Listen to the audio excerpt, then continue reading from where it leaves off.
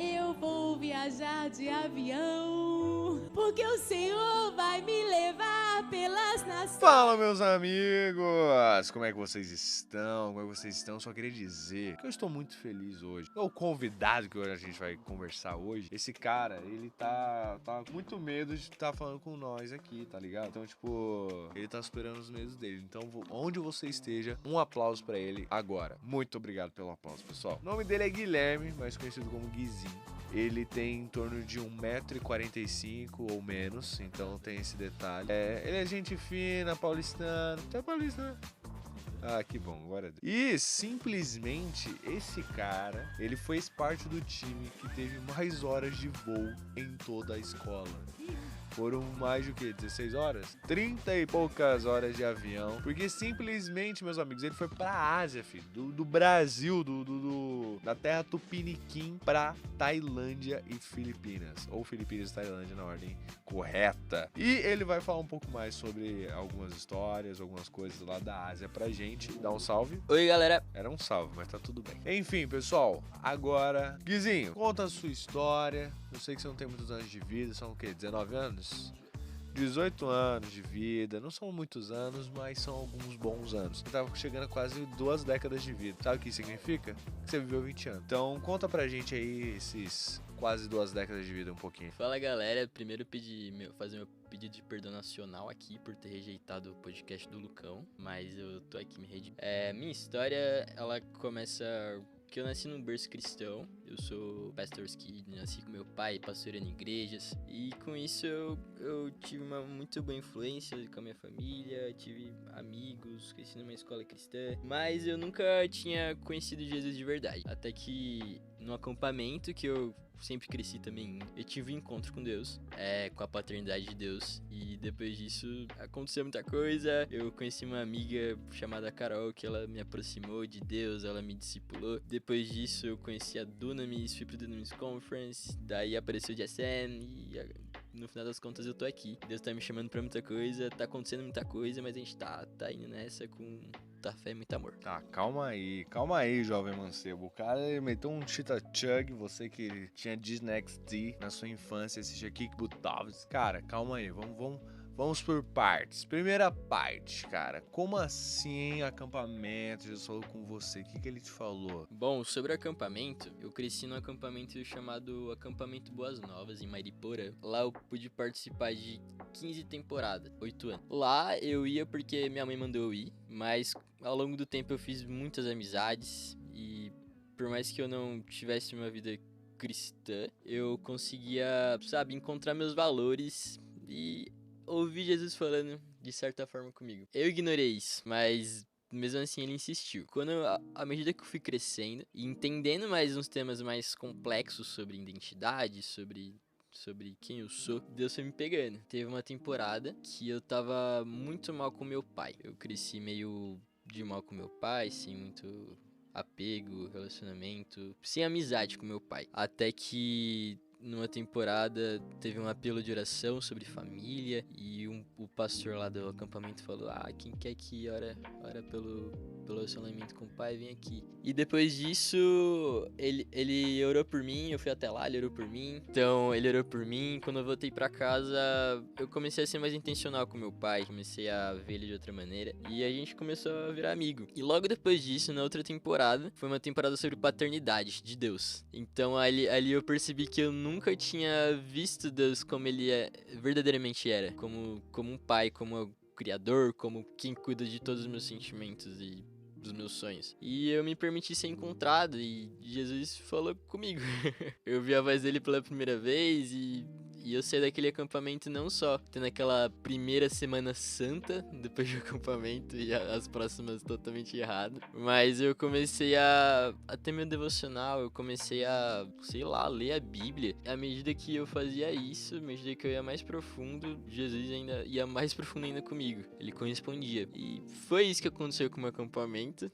Isso foi de 2015 até 2023. 2023 foi a temporada em que eu fui encontrado por Jesus. Agora no acampamento que se chama agora Quarandeu.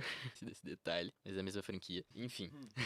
É isso que aconteceu entre Deus e eu. Caramba! Excelente, cara. Então, ó, fica a dica aí, você que estiver ouvindo. Se a tua igreja vai fazer um acampamento, vá nesse acampamento, cara. Por favor, vá nesse acampamento porque talvez Deus te mostre mais a respeito do seu futuro. Talvez você tenha mais encontro com o amor dele. Então, realmente, acampamentos são sensacionais porque eles te tiram da realidade normal, assim, e te colocam pra realmente, cara, vamos lá, vou te tirar a distração. Jesus. Pronto. E explica um pouco mais pra gente também. Why missões? Por que missões? Por que você escolheu ser missionário? Fala pra nós. Bom, logo em seguida, depois do acampamento, uma das primeiras coisas que Jesus colocou no meu coração foi um coração missionário. Eu não sabia o que isso significava, não sabia se ia depender de largar todos os meus sonhos ou não. Mas o meu primeiro passo foi me inscrever para uma missão da minha escola, que eu estudava na escola adventista. E todo ano eles fazem missões. Aí eu acabei me inscrevendo pra Missão Amazonas. E com isso, eu segui esse ano achando que eu ia ser missionário, de alguma forma. Mas eu comecei a ter outros planos, comecei a estudar para Enem, comecei a querer ser militar. E acabei esquecendo desse sonho que Deus tinha colocado no meu coração. Eu parti pra Missão Amazonas, mas mesmo assim, não tinha sentido algo verdadeiro, sabe? Não tinha me sentido pertencido nessa vida missionária. Até que eu vejo um vídeo no Instagram de um cara pregando na faculdade. E no final do vídeo ele fala que a faculdade também é um campo missionário. E isso me fez, sabe, voltar ao começo de tudo que Jesus tinha me falado sobre o que ele estava me chamando pra ser. Isso me fez pesquisar. Eu sou muito curioso e eu comecei a procurar, tipo, base missionária. Daí eu vi a Jocum. Eu comecei a ver Jocum em Kona primeiro, que todo mundo fala, depois a Nova Zelândia. Tava quase tudo certo. Aí eu fui chamado pra Dunamis Conference por uma amiga. E lá eles apresentaram o DSM. E por mais que fosse no Brasil, eu não queria ficar no Brasil. Deus falou muito comigo nisso, porque a palavra que ele tinha colocado pra mim naquele ano era sobre excelência. E quando eu vi toda a estrutura do DSM, aquilo foi uma escolha totalmente racional, pensando no óbvio, que tipo, cara, se Deus tá falando isso comigo, por que não? Então, eu decidi largar todos os meus sonhos desse ano, de fazer faculdade, ou de ter um emprego, de viajar, não sei o que. E eu decidi entregar meu primeiro ano como um adulto pra Jesus. E foi a melhor decisão da minha vida. Ele tem falado muitas coisas sobre isso ainda, que vão vir. E tem me honrado em muitas outras coisas também que eu abdiquei. Meu sonho era rodar o mundo, e eu achava que isso era algo muito distante, que isso ia vindo dinheiro, trabalho. Agora, semanas atrás, eu tava do outro lado do mundo, com 18 anos. Então, é algo incrível que Deus tem feito através dessa vida missionária. Vale a pena, muito a pena. Bonitinho, né, não? Bonitinho. Primeiro ano da minha vida adulta, meu. Bom, falando do outro lado do mundo, conta pra nós aí, Philippines and Thailand. Como que é? Conta pra nós aí como é que foi essa trajetória, tá ligado? Make a long story short. E tipo assim, é uma galera que é porrada, pancadaria, tipo, correria demais. Como que foi isso? E obviamente conta alguma história que é aquela extraordinária, tá ligado? Palu também seria muito legal trazer aqui pros nossos ouvintes ficarem super animados. Bom, gente, a gente foi de avião, a gente foi com um avião chamado Ethiopian, e ele é apertadinho. E nele você vê gente do mundo inteiro. Europeu, americano, asiático, não sei o que. Mas enfim, pousando nas Filipinas. E os filipinos são um povo bem interessante. Eles são muito legais, mas eles não sabem. Então eles sofrem com muita inferioridade, com muita comparação. Eles olham pra você, eles ficam, não sou shy. Então foi um pouco difícil se achegar, né? Virar amigo deles, porque, pra falar a verdade, eles te tratam como famoso. Eles pedem foto com você, eles gritam, eles começam a rir. Apesar de eles não se enxergarem como sabe? Que a gente é o mesmo. Eles eram muito abertos pra uma conversa. E nessa conversa a gente tinha a oportunidade de quebrar isso, de trazer essa identidade e trazer Jesus. Com o povo filipino foi muito leve, foi muito engraçado. E no final das contas eu também acabei fazendo amigos. A gente foi pra uma base filipina, da Jocum. Lá eu fiz amigos filipinos e americanos e pude provar do que é a essência filipina, do que Deus tem chamado Filipinas pra ser. E sobre o ministério, lá os missionários americanos, eles falam que Filipinas é o parquinho de diversões missionário, porque lá você pode fazer qualquer ministério que as pessoas aparecem. A gente fazia teatro, a gente fazia evangelismo de rua, ou no shopping, ou enfim, diversos lugares, praças. E a gente provou muito de cura sobre muitos jovens. Então teve um dia que a gente tava numa praça com muitos dançarinos dançando. E aí a gente começou a falar de Jesus com eles. E eles, tipo, caraca, que da hora. Daí eles falaram, mas o que vocês sabem fazer? A gente sabe andar de skate, vocês. A gente falou, a gente sabe curar. Então eles falaram que, eu tô com essa dor tal. E, mano, no final de tudo, muitos deles foram curados e todos aceitaram Jesus. Então esse era meio que tava acontecendo nas Filipinas. Eles eram muito abertos pra Jesus e pra cura. E um testemunho que me marcou bastante no meio disso foi quando a gente subiu um morro acabando o nosso ministério. Tava dando horário e eu tinha visitado uma família. Não tinha dado muito certo. Tipo, o idoso falou, eu sei que eu tô sendo curado, mas eu creio que não é hora, não sei o que. Eu fiquei pistola. Mas amém. E até que a filha dele chega falando e fala, meu sobrinho quer aceitar Jesus. Eu, caraca. Só que, faltava 2 minutos pra descer o morro. Aí, enfim, a gente foi. Aí eu conheci ele, era um moço chamado Guilhermo. E ele tinha paralisia no corpo dele. Eu apresentei Jesus pra ele. Eu senti de apresentar o Salmo 139 pra ele também. Apresentei o Evangelho e ele aceitou Jesus. E quando eu tava indo embora, a tia dele fala, por que você não poderia orar pra ele ser curado? Por favor. E então eu falei, tá bom, vou orar. Então, a gente tava 30 minutos atrasados. E eu comecei a orar, só que eu fiz a oração mais simples do mundo. Uma oração de 10 segundos falando, Jesus, curei isso aí, tamo junto. E eu falei, mano, o cara não foi curado. Aí, beleza, nem falei pra ele testar, nem nada, eu só tava se despedindo. Aí quando penso que não, mano, o cara levanta da cadeira. Eu, amém. Aí, beleza. Aí a tia dele começa a chorar horrores. Eu tô sem entender por quê. Aí a Letícia do meu time fala, Gui, ele não conseguia levantar antes. Eu não vi ele testando antes. Eu não vi. Então, por mais que tenha sido uma experiência que mostrou muito como tava meu coração, foi uma experiência que o Espírito Santo falou pra mim que não era eu que tomava controle. E eu pude ver, um homem paralítico que ele realmente não conseguia se levantar da cadeira sem um apoio, sabe? Ele levantando, mano, depois de uma oração que, E a partir disso minha visão mudou sobre todo prático, sobre como que eu conversava. E depois disso destravou muita coisa. Vi muitas curas muito loucas. Eu vi um garoto vendo um amigo dele sendo curado e falando pra mim, eu quero aceitar Jesus, velho. Então foi bizarro. Como que Filipinas tinha essa graça. Eu sei que eu tô falando bastante, mas eu não posso deixar de falar da Tailândia também. Então, a gente passou 10 meses na Filipinas e depois a gente partiu por mais 20 dias. E lá foi um choque cultural total. Foi como se fosse outro prático. Porque Filipinas era um país cristão, católico, e era mais fácil você falar com as pessoas, você apresentar Jesus para as pessoas. Agora na Tailândia era um país budista, mas a graça de Deus lá era que ainda era um país liberal. Isso permitia a gente pregar o evangelho, mas ainda assim a cultura budista estava muito implementada sobre tudo que eles faziam, sobre trabalho, sobre rolê, sobre... A gente chegou lá, em Bangkok, primeiro, que é a capital, e meu primeiro choque cultural foi que as pessoas se vestiam muito bem. E na Filipinas a gente tava vestindo dry fit, velho, porque lá era muito calor. Então eu comprei minhas roupas e nosso primeiro ministério foi numa universidade. E lá eu tive uma das minhas experiências mais loucas com Deus, porque a gente evangelizou o pessoal, e eles eram muito abertos pra ouvir o evangelho, mas mesmo assim eles não aceitavam, muito pela influência também das amizades. Mas nessa universidade a gente viu uma sala de oração islâmica e a gente, no meio do ministério, a gente ia lá pra orar também, pra Deus. Então teve um dia que fui eu e era uma sala feminina e outra masculina. Elas ficaram na sala delas, eu fiquei na minha sala, e dali eu comecei a orar, eu comecei a santificar aquela sala, os tapetes que o pessoal orava, comecei a santificar as paredes, me arrepender pelos pecados do pessoal. E, mano, eu tive a experiência absurda de orar o que tava no coração de Deus. As meninas falaram, Gui, você tava sozinho na sala? Eu tava, por quê? Elas, mano, tinha 6 homens orando junto com você. Como assim?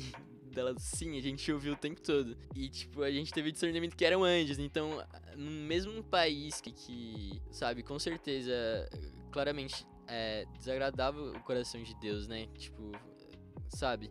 Era um país tão abençoado, tão lindo, de pessoas tão puras, sabe? Mas ainda assim, que ignoravam a Deus, nem sabiam quem ele era. Deus estava se movendo naquela nação. E dali pra frente, essa visão mudou, sabe? Essa visão de, tipo, medo, de, tipo, sabe? Será que a gente vai ser perseguido de alguma forma ou não? Será que a gente vai ser ignorado? Muito pelo contrário, as pessoas foram muito abertas e a gente teve a chance de, tipo, mesmo que foram 20 dias, a gente conseguiu fazer muita amizade com as pessoas, a gente conseguiu fazer amizade com os contatos, conhecer muita gente, a gente conseguiu trazer o sobrenatural pra jovens, a gente viu muitos jovens sendo curados, a gente viu jovens, tipo, da igreja lá, sabe, adorando com muito amor, com muita esperança, expectativa. E a Tailândia foi maravilhoso nesse aspecto, porque mesmo que parecia o fim de uma viagem, ainda parecia o começo. Deus, ele continuava a surpreender. E só pra finalizar, eu vou falar o testemunho do Enoque e do Davi, que estavam junto comigo nessa viagem, que teve um dia que a gente tava em outra universidade e eles evangelizaram um garoto que era budista e ele se maravilhou quando eles falaram que sobre quem eles estavam falando era Jesus, que a gente fazia meio que tipo, a gente recebeu um convite, isso. E quando ele revelou, ele falou, é Jesus, o Filho de Deus. E no final das contas ele aceitou Jesus. E o mais da hora dessa história é que 2 dias depois ele tava na igreja. E o mais louco ainda é que nesse culto a gente, como eu falei, a gente apresentou o sobrenatural pra eles, a gente ensinou eles como que eles podiam orar por cura. Então a gente pôde ver fruto na Tailândia. Isso que foi mais da hora, por mais que tipo os números não fossem tão altos, a gente pôde ver como que sementes foram realmente plantadas, sabe? E esse foi o meu prático. Eu acho que eu falei um pouco demais. Não consigo não falar do quão grandioso foi o que Deus fez na minha vida, mas é isso, Lucão. Tamo aí com o podcast assim. Muito bom, cara. Realmente a Tailândia e Filipinas é um mundo que pra nós brasileiros é um tanto quanto desconhecido, né? Se você perguntar, levanta a mão quem sabe onde é que fica as Filipinas. Nego vai falar, fica na África, né? Se duvidar, né? Ou vai mandar ficar perto da China. Então tem esse detalhe. Mas enfim, Guizinho, caminhando pro nosso finaleiro aqui. Qual é a visão que Deus tá te dando a respeito do futuro aqui? E, cara, qual é o conselho que você dá pra pessoas que, tipo, mano, deixou... Tu tá dando as primícias da sua vida adulta pro Senhor e o Senhor o levou para o outro lado do mundo. O que isso te ensinou? Cara, desde que eu cheguei aqui no DSM, Deus tem falado bastante sobre o meu futuro. Eu tinha muita dificuldade em sonhar, eu não sabia o que eu ia fazer da minha vida até o ano passado, mas mesmo com essa insegurança, Deus ele tem tratado muito o meu caráter nisso, ele tem me ensinado a sonhar. Então, os próximos passos, apesar de serem muito bem planejados, eles são totalmente dependentes em Deus. Então Deus pode mudar tudo. Mas sobre os meus sonhos, cara, eu acho que depois dessa viagem para as Filipinas ficou muito claro o quanto que Deus tem me colocado nas nações. Uma frase bem clichê, mas sabe, me deu um amor tão gigantesco. Desde do aeroporto da África, que tipo, eu vi gente de toda parte do mundo, até o Sudeste Asiático, que tipo, pegou meu coração. Eu, pra ser sincero, eu não queria ter saído das Filipinas. Mas, bom, eu me vejo muito em outras nações. Tenho um sonho específico de ir pro Nepal. Um sonho que se baseava em subir o Monte Everest, mas que Deus tem transformado até aqui. Ele tem me dado muito amor sobre povos não alcançados muito específicos. E isso não se fecha só uma nação, mas se fecha, tipo, mas se abre para todo um planeta. Então, os meus próximos passos são descobrir isso que Deus tem me dado. Todas as nações que Ele tem me dado nas mãos, sabe? Ser intencional em orar, em aprender uma língua nova, em aprender sobre culturas. E, sabe? Outros sonhos também que eu tenho é se formar. Eu penso muito em fazer psicologia, talvez diplomacia. Isso tudo muito porque Deus tem mudado minha visão. Ele tem mostrado, tipo, quão importante é a gente ser intencional em realmente mover as 7 esferas, sabe? No quanto você puder. E eu vejo que psicologia é algo que me pega muito, diplomacia também, como que eu gosto de descobrir culturas sobre países. E talvez esses sejam os próximos passos, mas o meu maior sonho é virar biólogo. Eu amo animal.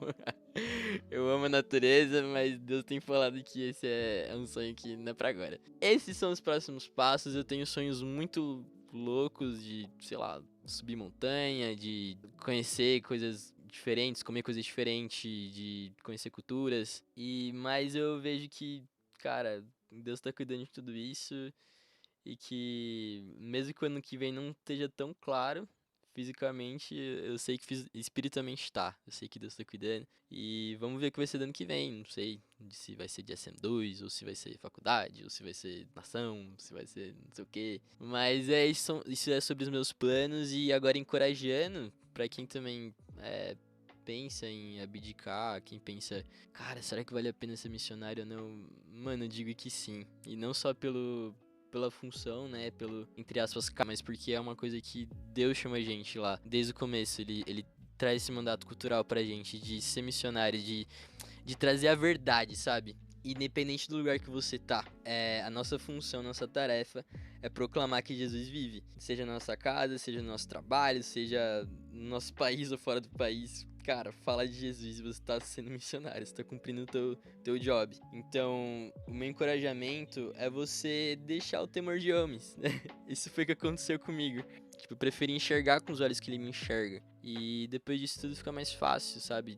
Todos os próximos passos ficam mais fáceis, porque não é mais você que tá pisando, mas é ele que tá pisando por você. E meu encorajamento é se jogar nessa dependência, tipo, nessa renúncia do nosso ego e mano, ser feliz. Porque Jesus é só felicidade. Então, só vai, irmão, sabe? Tira toda essa sua dúvida, toda essa sua insegurança, seu temor de homens. Coloca nos pés de Jesus e só espera, só recebe. Muito bom, muito bom. Segura na mão de Deus e vai, resumindo a prosa, né? Sensacional. Guizinho, muito obrigado. Muito obrigado pelo seu testemunho, muito obrigado pelas suas boas histórias das Filipinas, da Tailândia.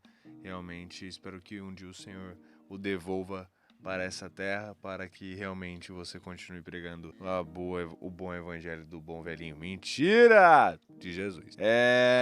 E aí, meu amigo? Simplesmente a brincadeira é o seguinte: pegue o seu avião, ande 32 casas ou 32 horas, suba um monte, suba o Nepal, suba o Monte Sinai ou o Everest, mas faça alguma coisa para Jesus, vai alcançar alguém, vai falar de Jesus para alguém pelo menos uma vez na sua vida, meu amigo. Preach the holy gospel, son. Come on, bye bye.